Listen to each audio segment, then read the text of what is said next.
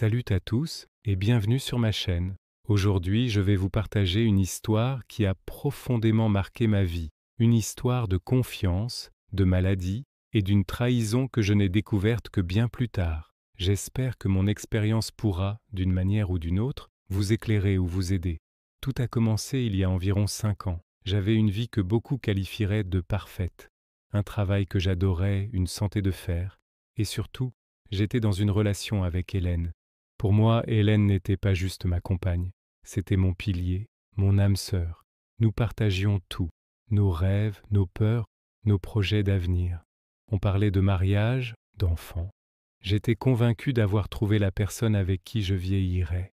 Chaque jour passé avec elle était une confirmation de cet amour que je croyais indestructible. Elle était douce, attentionnée, toujours là pour moi. C'était la personne en qui j'avais une confiance aveugle. Puis un jour, tout a basculé. J'ai commencé à ressentir une fatigue étrange, persistante. Au début, j'ai mis ça sur le compte du stress au travail. Mais les symptômes se sont aggravés, des douleurs, une perte de poids inexpliquée. Après des semaines d'examens et d'incertitudes, le diagnostic est tombé. C'était une maladie sérieuse, une de celles qui vous forcent à mettre votre vie sur pause et à tout réévaluer. L'annonce a été un véritable choc. Le monde s'est effondré sous mes pieds. Ma première réaction, après le choc, a été de me tourner vers Hélène. J'avais besoin d'elle, plus que jamais. Et au début, elle a été incroyable. Elle m'accompagnait à mes rendez-vous médicaux, me tenait la main pendant les moments difficiles, me rassurait en me disant qu'on allait traverser ça ensemble, qu'elle serait toujours là. Ses paroles étaient comme un baume sur mes angoisses. Je me suis accroché à elle comme à une bouée de sauvetage. Je lui ai confié toutes mes peurs, ma vulnérabilité, ma dépendance. Je pensais que cette épreuve ne ferait que renforcer notre lien. J'étais tellement naïf. Les mois qui ont suivi ont été une véritable descente aux enfers. Les traitements étaient lourds, épuisants, physiquement et mentalement. J'étais souvent cloué au lit, incapable de faire les choses les plus simples. Mon monde s'était rétréci aux 4 murs de notre appartement, et c'est là que j'ai commencé à remarquer de subtils changements chez Hélène. Elle semblait plus distante, moins patiente. Nos conversations devenaient plus courtes. Elle sortait de plus en plus souvent. Pour prendre l'air, disait-elle, pour voir des amis. Je ne voulais rien y voir. Je mettais ça sur le compte de la pression, du stress que ma maladie lui imposait. Je culpabilisais même, pensant que j'étais un fardeau pour elle. Je lui disais souvent « Je suis désolé de te faire subir ça ». Elle me répondait toujours de ne pas m'inquiéter, que c'était normal qu'elle ait besoin de décompresser.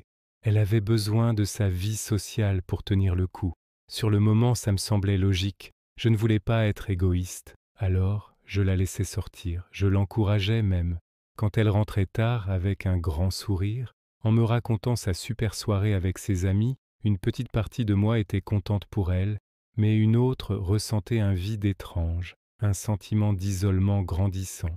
Je me sentais de plus en plus seul dans mon combat, même si elle était physiquement là. Les signes étaient pourtant là, juste sous mes yeux, des appels qu'elle prenait dans une autre pièce, des messages qu'elle effaçait rapidement, des réunions de travail qui se terminaient très tard. Mais j'étais tellement affaibli, tellement concentré sur ma survie, que mon cerveau refusait de connecter les points. Mon amour pour elle et ma confiance étaient si forts qu'ils agissaient comme des œillères. Je ne pouvais tout simplement pas imaginer qu'elle puisse me faire du mal, surtout à ce moment-là. Je me répétais qu'elle faisait de son mieux, que j'étais paranoïaque à cause des médicaments et de la fatigue. Le temps a passé. Lentement, très lentement, ma santé a commencé à s'améliorer. Après presque 2 ans de lutte acharnée, j'ai enfin pu entrevoir la lumière au bout du tunnel. J'étais encore fragile, mais j'étais en rémission. C'était un miracle. J'ai commencé à reprendre une vie quasi normale, à retrouver mon énergie. Hélène semblait heureuse pour moi, mais il y avait toujours cette distance, ce voile étrange entre nous. J'espérais qu'avec ma guérison, nous pourrions enfin nous retrouver, redevenir le couple que nous étions. La vérité a éclaté de la manière la plus banale et la plus brutale qui soit. Un soir, alors que je cherchais une vieille photo sur son ordinateur portable, avec sa permission, je suis tombé sur un dossier que je n'aurais jamais dû ouvrir. Il contenait des centaines de photos, des photos d'elle avec un autre homme, pas juste des photos amicales, des photos de voyages, de dîners romantiques, de moments intimes, des photos prises pendant toute la période de ma maladie, pendant que je luttais pour ma vie, que je vomissais mes tripes à cause de la chimio. Elle vivait une double vie. Chaque photo était comme un coup de poignard. Je voyais les dates, ce week-end où elle était censée être chez ses parents pour se reposer. Elle était en fait à la mer avec lui, cette soirée où elle avait une réunion de travail urgente. Elle célébrait son anniversaire dans un restaurant chic. Tout ce temps, toutes ces excuses, tous ces mensonges, la douleur était indescriptible. C'était pire que l'annonce de ma maladie, parce que cette fois, ce n'était pas mon corps qui me trahissait, mais la personne en qui j'avais placé toute ma confiance. Quand je l'ai confrontée, elle n'a même pas vraiment essayé de nier. Elle a juste baissé la tête et a avoué. Elle a dit qu'elle ne supportait plus de me voir malade, que c'était trop dur pour elle, qu'elle avait besoin de légèreté, de vie. Elle a essayé de se justifier en disant qu'elle était restée pour s'occuper de moi, qu'elle ne voulait pas m'abandonner. Mais ces mots sonnaient creux. Elle ne m'avait pas abandonné physiquement, mais elle m'avait abandonné émotionnellement et de la pire des manières. Elle avait profité de ma faiblesse, de ma vulnérabilité extrême pour me tromper. La découverte de cette trahison a été une deuxième épreuve, presque plus difficile à surmonter que la maladie elle-même. La reconstruction physique était une chose, mais la reconstruction psychologique en était une autre. Comment refaire confiance après ça?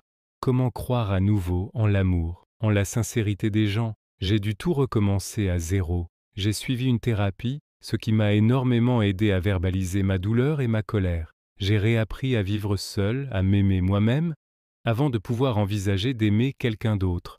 Aujourd'hui, plusieurs années ont passé. Je suis en pleine santé, et c'est le plus important.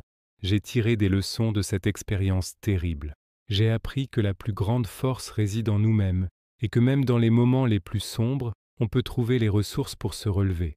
J'ai aussi appris à être plus attentif aux signes, à écouter mon intuition. Cette histoire fait partie de moi, mais elle ne me définit plus. Je suis allé de l'avant. Merci de m'avoir écouté jusqu'au bout. Partager cette histoire n'est pas facile, mais si elle peut aider ne serait-ce qu'une seule personne à se sentir moins seule dans une situation similaire, alors ça en valait la peine. Prenez soin de vous, écoutez-vous et entourez-vous de personnes qui vous aiment sincèrement. Si vous avez aimé cette vidéo, n'hésitez pas à laisser un pouce bleu, à vous abonner à la chaîne et à activer la cloche pour ne rien manquer. À très bientôt.